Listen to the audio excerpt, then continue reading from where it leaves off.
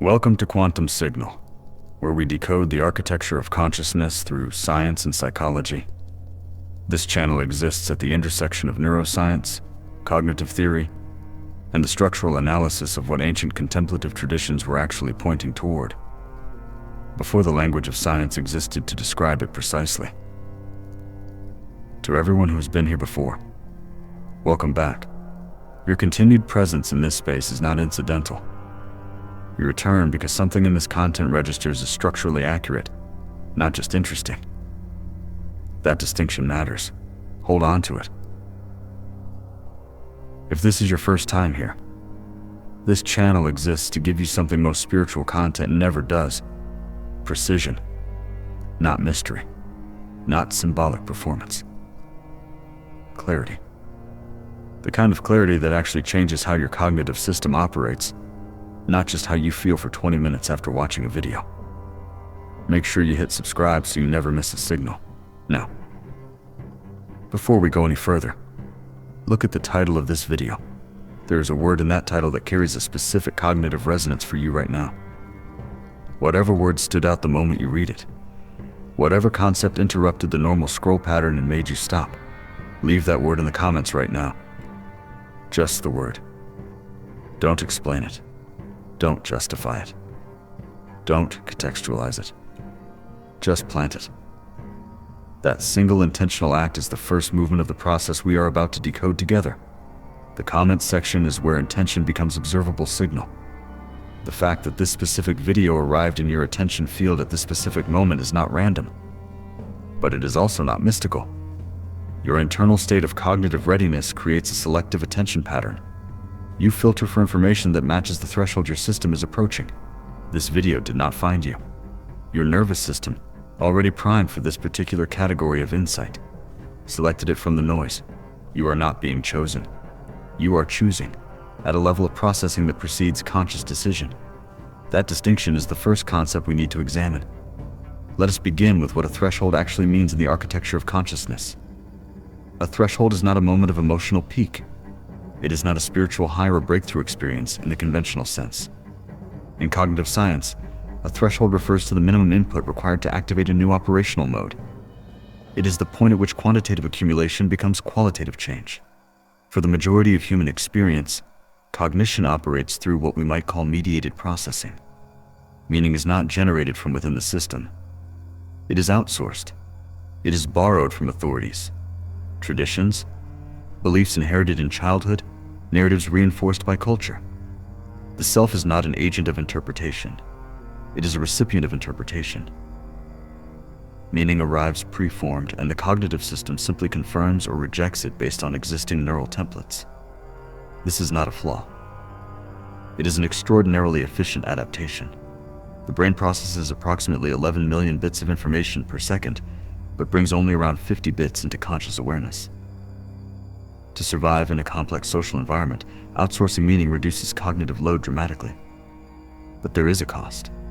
When meaning is consistently outsourced, the interpretive structure itself becomes invisible. You are not aware that you are interpreting. You experience yourself as perceiving reality, when in fact you are perceiving a model of reality constructed by your prior experiences, your nervous system's threat assessments, and the narrative architecture you inherited, the default mode network. The brain's self-referential processing system runs continuously in the background, constructing a coherent story of who you are, what is happening, and what it means. Neuroscientists sometimes call this the narrator. It is always running. And for most people, it is never examined. The threshold event is the moment when awareness begins to notice the narrator, not the content of the narrative, not what the story says, but the process of narration itself. Neurologically, this correlates with increased metacognitive activity. The prefrontal cortex begins monitoring its own processing, not just managing incoming data. Cortical synchronization patterns shift. The brain begins operating with a kind of doubled awareness. One layer engaged in ordinary experience, another layer observing the engagement. This is not dramatic from the inside. People consistently describe it not as explosion, but as quiet. Not as gain, but as subtraction. Something that was creating noise becomes visible, and in becoming visible, begins to lose its automatic grip on perception. The threshold has been crossed when the architecture of cognition becomes the object of awareness rather than its invisible container.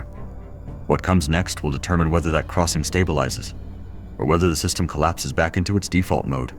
Ancient traditions describe something they called the field, or the light, or in the specific framework this video examines, the Sophia, the feminine principle of wisdom in Gnostic cosmology, the intelligence that is not acquired but recognized. These were not scientific terms.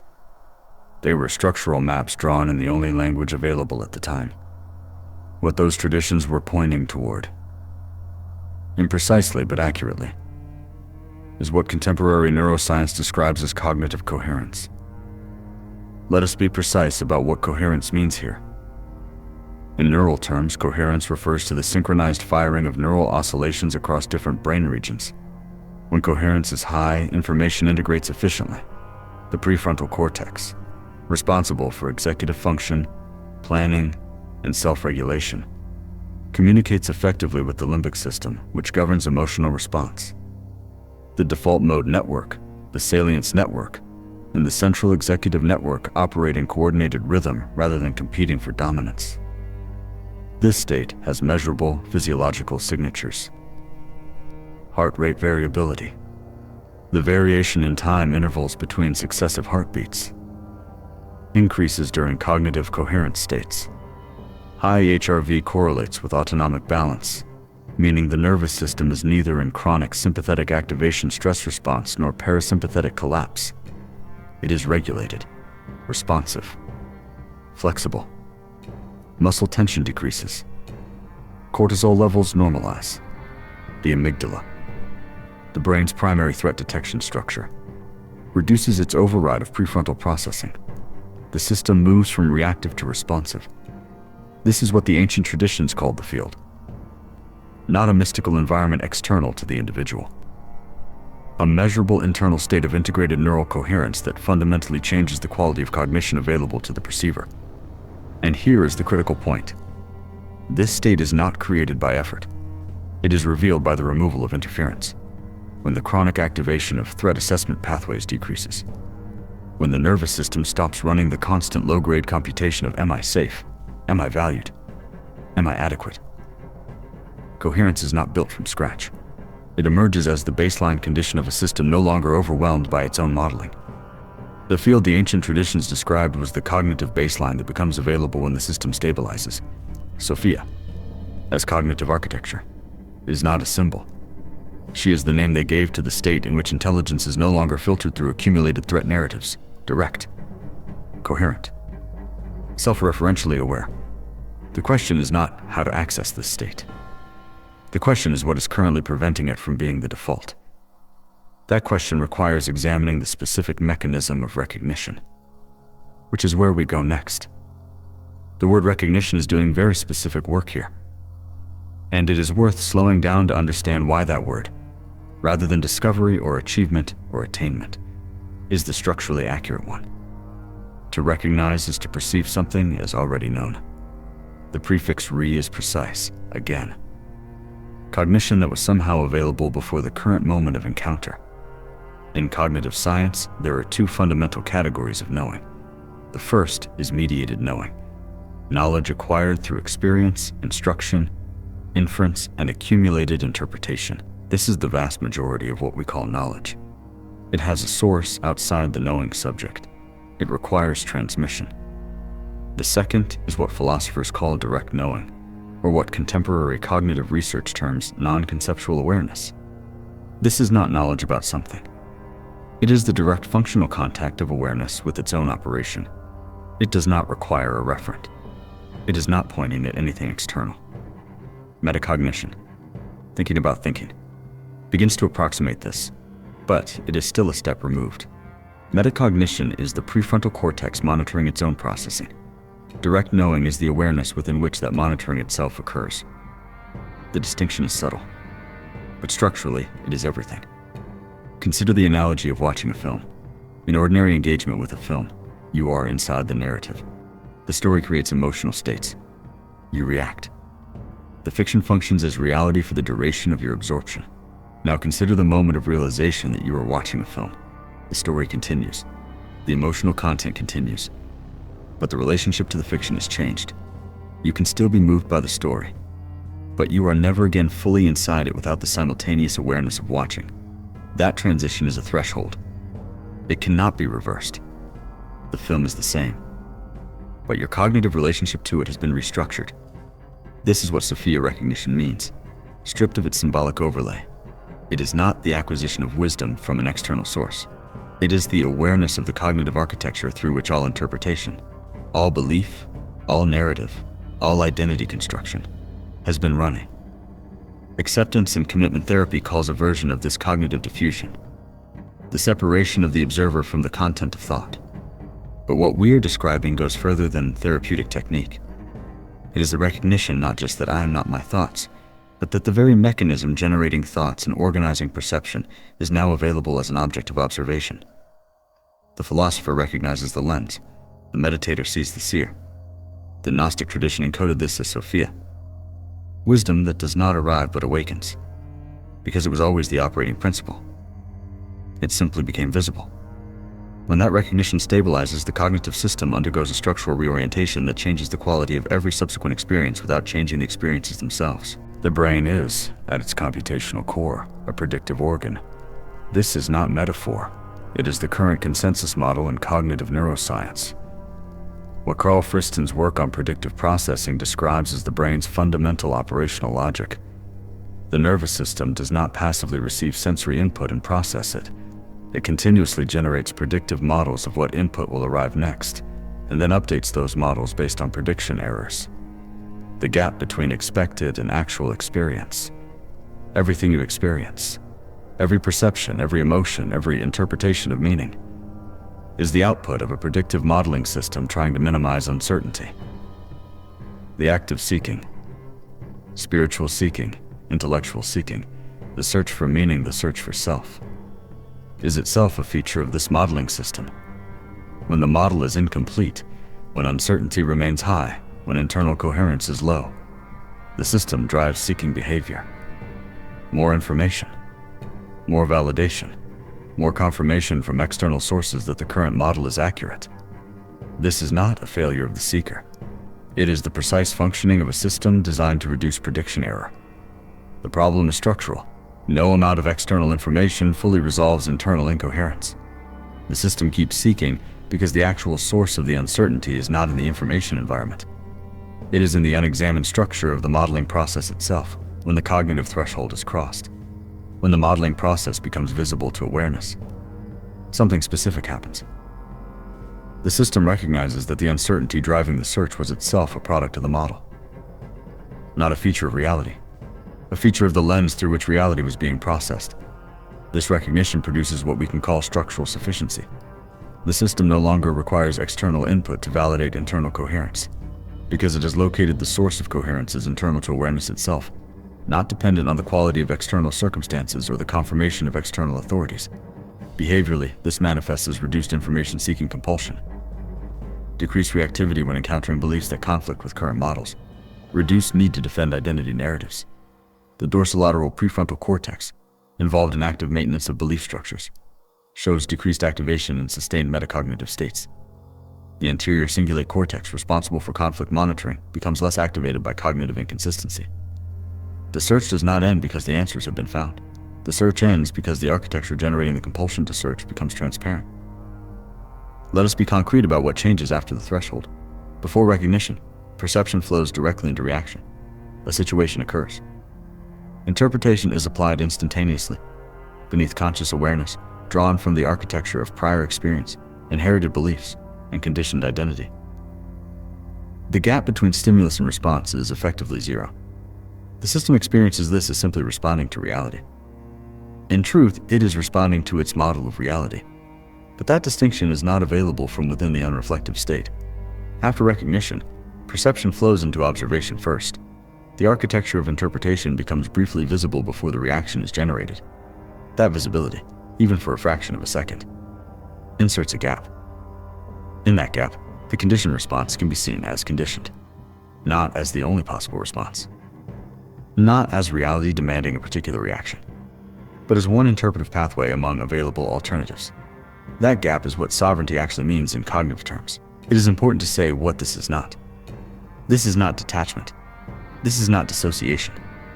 This is not the spiritual bypassing that uses concepts of non-attachment to avoid genuine emotional engagement with life.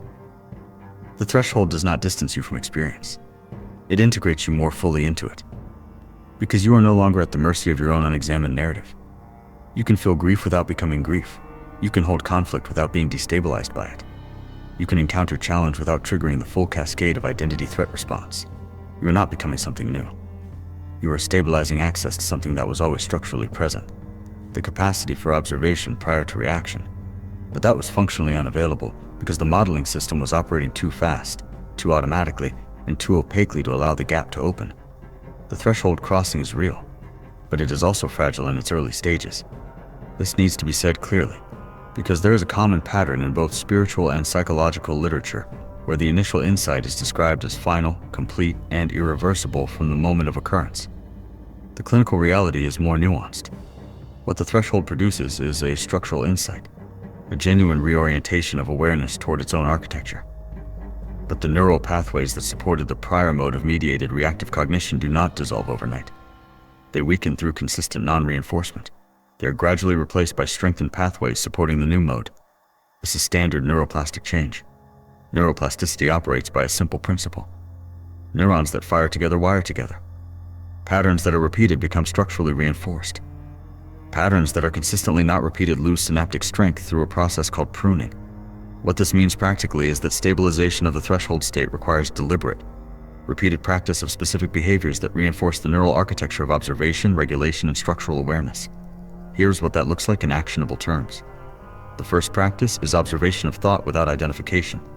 Not suppression of thought, not analysis of thought. Simply noticing when a thought arises. Labeling it neutrally, thinking is happening.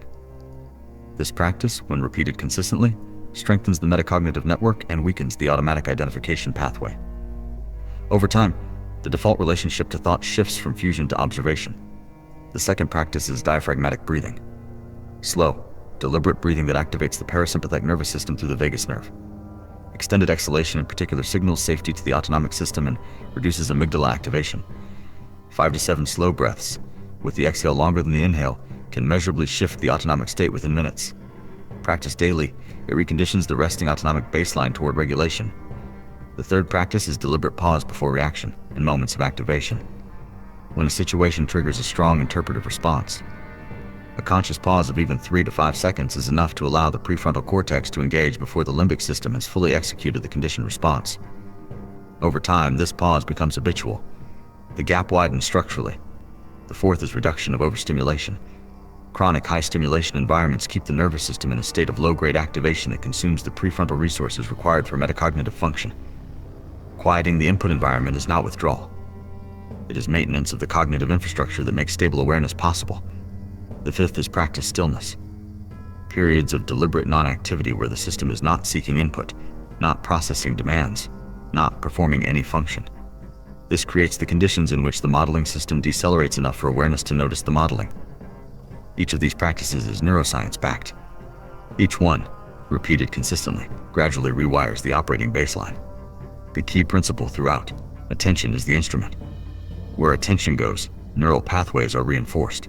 Wherever you direct sustained, non-reactive attention, that structure grows. In acceptance and commitment therapy, cognitive diffusion refers to a set of techniques designed to create distance between the observer and the content of thought. You notice that you are having a thought rather than experiencing the thought as reality. You observe the thought as a mental event rather than a direct perception of the external world. This is a genuine and clinically effective shift. But it is the beginning of the territory we are mapping today, not the full depth of it. Sophia recognition.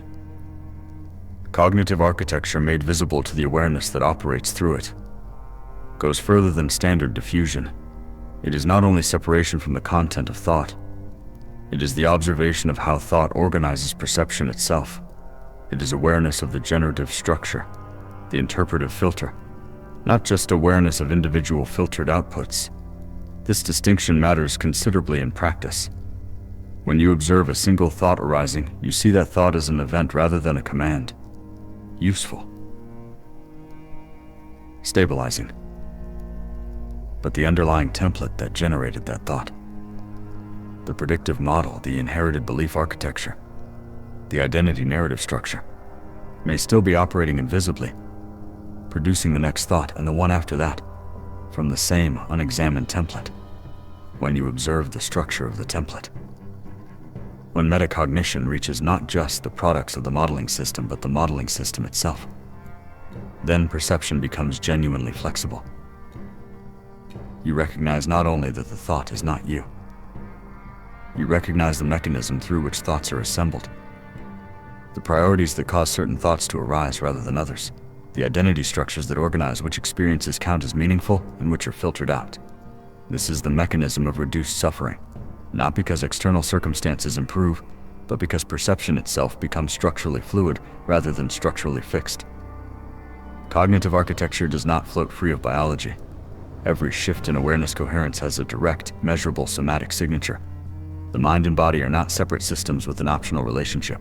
They are a single integrated system in which changes in neural state propagate bidirectionally through autonomic, endocrine, and musculoskeletal pathways when cognitive coherence increases. When the threshold has been crossed and is beginning to stabilize, the body demonstrates this with specificity. Breathing naturally regulates, without instruction, without technique, without conscious intention. The breath deepens and slows as the autonomic nervous system shifts from sympathetic dominance toward parasympathetic balance. This is not willpower. It is the body responding to the reduced threat computation load in the neural system. Heart rate variability increases. This is measurable with consumer-grade devices.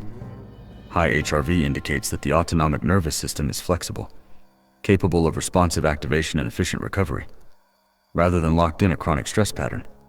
HRV is one of the most reliable physiological markers of regulated nervous system function. Muscle tension decreases. Chronic tension in the jaw, the shoulders, the chest, the somatic signatures of sustained low-grade threat response, begins to release as the limbic override of the motor system reduces. Cognitive clarity improves. This is not coincidence.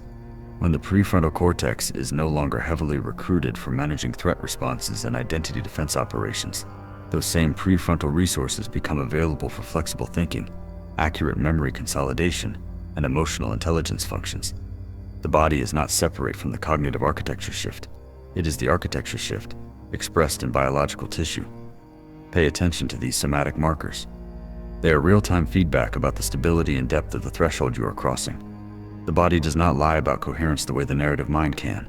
When cognitive coherence stabilizes as a consistent operating baseline, not as a peak state that arrives and departs, but as the reliable default from which ordinary life is navigated. The reorganization of external experience is not forced. It is structural. Consider relationships.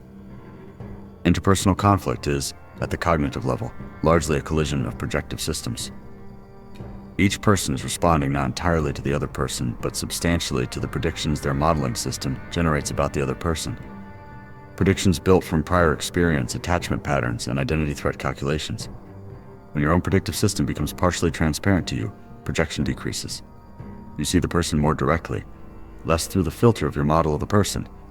Conflict reduces because reactivity decreases, not because people become easier, because perception becomes more accurate, decision-making streamlines. The cognitive load of overthinking, running the same scenario through multiple competing interpretive frameworks, each demanding validation from external sources, decreases. When you trust the coherence of your own processing, you can tolerate uncertainty without requiring resolution before acting. Silence becomes comfortable. This is deceptively simple, but surprisingly diagnostic.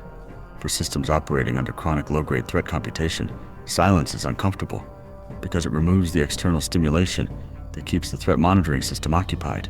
When coherence stabilizes, silence loses its threat valence. Stillness becomes neutral. Neutral becomes preferable. This is not withdrawal from life. This is resilience. The practical embodiment of the threshold. Calm is not absence of feeling. Calm is the stable platform from which all feeling can be held without being overwhelmed by any single one. That platform is what you are building. There is a specific feature of the cognitive threshold that needs to be named precisely. Its fundamental irreversibility. Not in the sense that nothing can go wrong, or that regression into reactive patterns is impossible. It is clearly not impossible, and early stabilization requires consistent maintenance, as we have discussed. but the core structural insight. The moment when the architecture of cognition becomes visible to the awareness operating through it, that specific recognition does not unoccur. The analogy that holds up technically is the operating system metaphor. You are not installing a new application. You are not learning a new skill that gets added to an existing capability set. You are recognizing the operating system through which all previous applications have been running. And once you have seen the operating system, you cannot return to the state of not knowing it exists. You may fall back into running on it automatically. Old patterns re-engage under stress. The default mode network reasserts its narrative in moments of depletion. Integration is ongoing, not instantaneous, but the structure of the insight itself does not reset. From the point of recognition forward, a question becomes available that was not available before.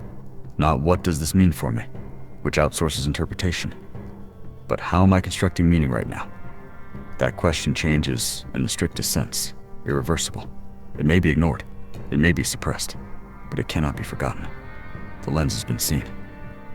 The operating system has been recognized. Integration is the work of a lifetime, but the recognition is singular, something worth acknowledging right now. As you receive this, wherever you are in the world, there are thousands of others receiving the same signal. Different time zones, different languages, different cultural frameworks that use different words for the same structural event. The cognitive threshold is not culturally specific. The mechanisms of metacognition, predictive modeling, and coherent stabilization operate across every brain and every geography. The threshold is universal infrastructure. What varies is the language available to describe it, and the social permission to name it as real. This channel exists partly to provide that permission in precise, defensible terms. So I want to ask you directly, right now as you receive this, where in the world are you?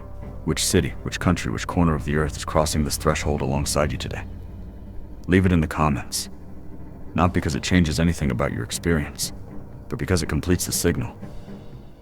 Every comment is a node. Every location named is a point of coherence in a network that is quietly and without announcement growing across the planet. Together, the network matters. Your presence in it matters. Here's what we covered today.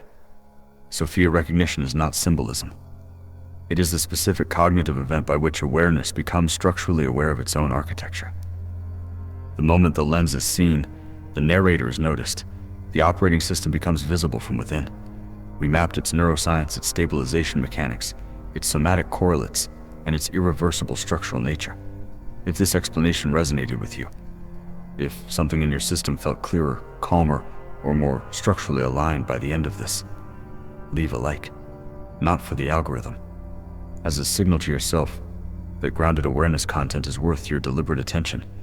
Subscribe to Quantum Signal. Every upload is a new threshold, not a peak experience, a structural expansion. And comment below. Did you feel calmer or clearer during this video? Which part of the world are you receiving this from? Your engagement sends this content to others crossing the same threshold right now in real time without knowing they are not alone in crossing it. Until the next signal, stay coherent.